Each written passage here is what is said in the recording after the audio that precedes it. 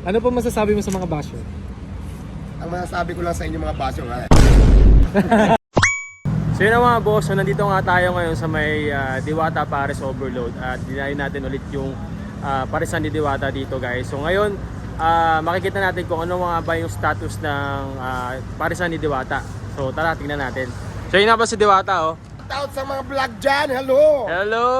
Live tayo ngayon dito sa Diwata Pares na kung saan makikita nyo talaga ang Diwata Pares ng walang kinikiling at walang pinupitahan. Guys, so makikita mo ngayon dito medyo malinis at organized yung tindahan ni Diwata. So malayo nga doon sa mga una nating na vlog nung mga last year.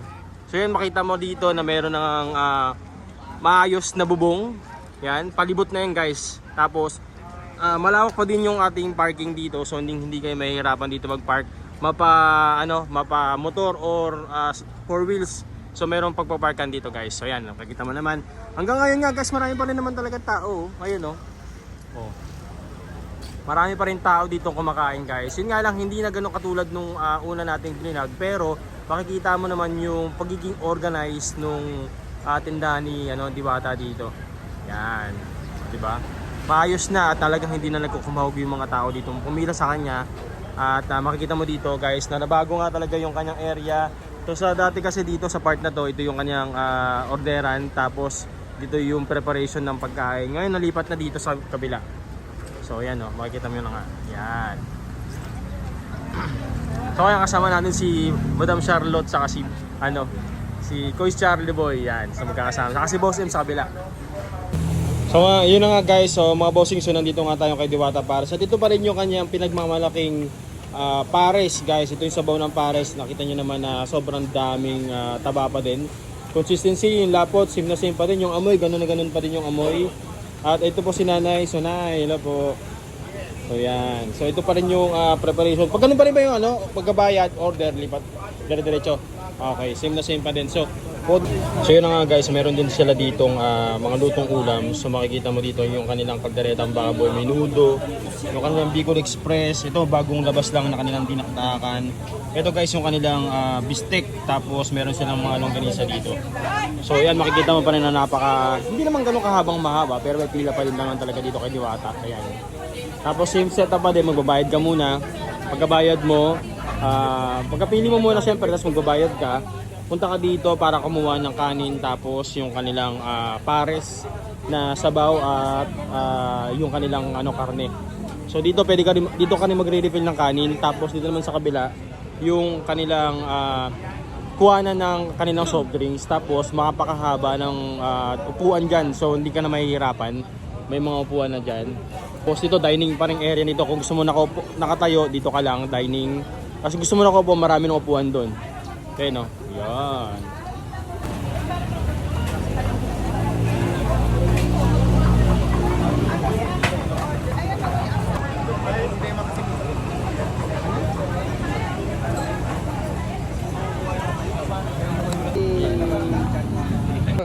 Madam Charlotte at Coach Charlie. Sino mga bossing, so nandito nga ulit tayo sa Diwata Pares Overload, Macapagal branch. At napadayo nga tayo dito kasi nga ang sabi daw ng mga tao dito o ng mga basher ay wala na nga daw tao. Pero makikita mo guys sa likod, napakarami pa rin tao.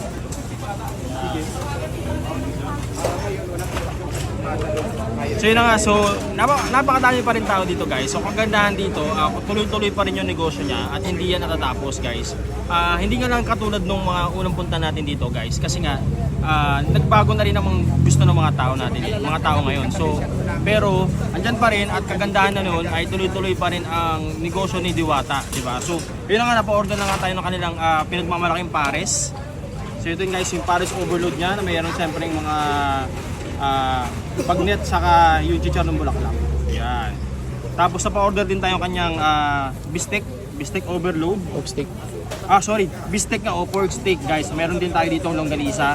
At guys, sa sobrang gandahan dito ngayon guys ay organized na ang kanyang tindahan. So napaka-organized na at hindi na kayo malilito. Kahit marami pang tao o marami mang bus dyan, dito guys talagang organized na yung kanyang tindahan. So huwag na natin patagalin pa, tikman natin ulit kung gaano ba kasarap pa din yung mga produkto ni Diwata. So unahin natin yung kanyang pares, di ba guys? Ayan o. Diba? Tikman pa rin natin yung kanyang pares guys. One.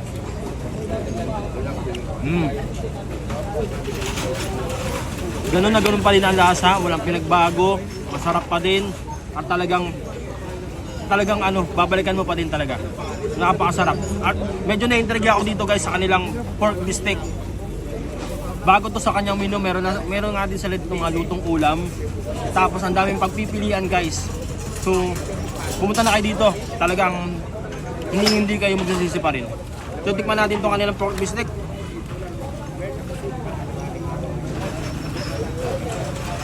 Ayan no.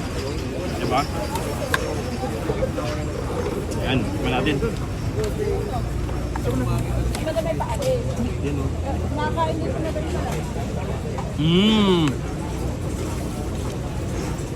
In fairness, masarap yung kanyang bistec ha.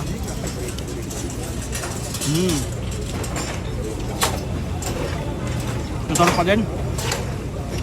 Ang kagandahan dito guys, meron ng chef si Diwata na talagang nagmamanage ng lasa ng mga produkto niya dito. Kaya talagang hindi kayo magsisisi kung pupunta kayo dito at bibisita. Natin. Sarap.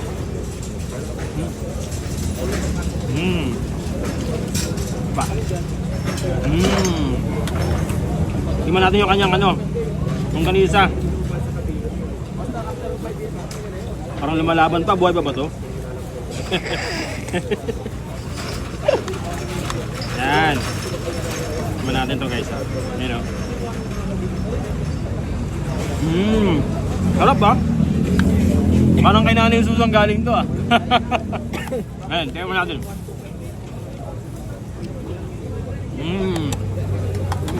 Sarap pa din. Guys, ang daming pagbibilihan dito. Kung ayaw mo ng pares, ayaw mo ng chicken joy, marami silang lutong ulam na pwedeng i-offer sa mga tao. Ngayon guys, syempre, alam naman natin kung anong pinagbulan ni Diwata, suportahan na lang natin siya. Kasi unang-una sa lahat, mas masarap yung sumusuporta ka dun sa mga micro business na tinataguyod yung kanilang buhay at para kumita na rin, diba? So yun na nga sa mga kasama natin dyan at puntahan nyo pa rin itong Diwata Pares Overload guys at magandaan dito ngayon, hindi na kayo ganun katulad before na pipila na magpakahaba-haba. Dito pagkapunta nyo, makaka-order kayo na maayos, makakain kayo na maayos, pwede pa kayo tumambay, maaliwalas, maayos, may parking at hindi na kayo dito, hindi na kayo mga ngamba pa, di ba? So yun nga guys, punta na kayo dito, bisita ulit kayo sa Macapagal branch. Marami silang bagong branch na itatayo, lalo na yung Tagaytay guys. Abangan daw natin yon, sabi ni Teo. Yun lang, thank you, kain tayo.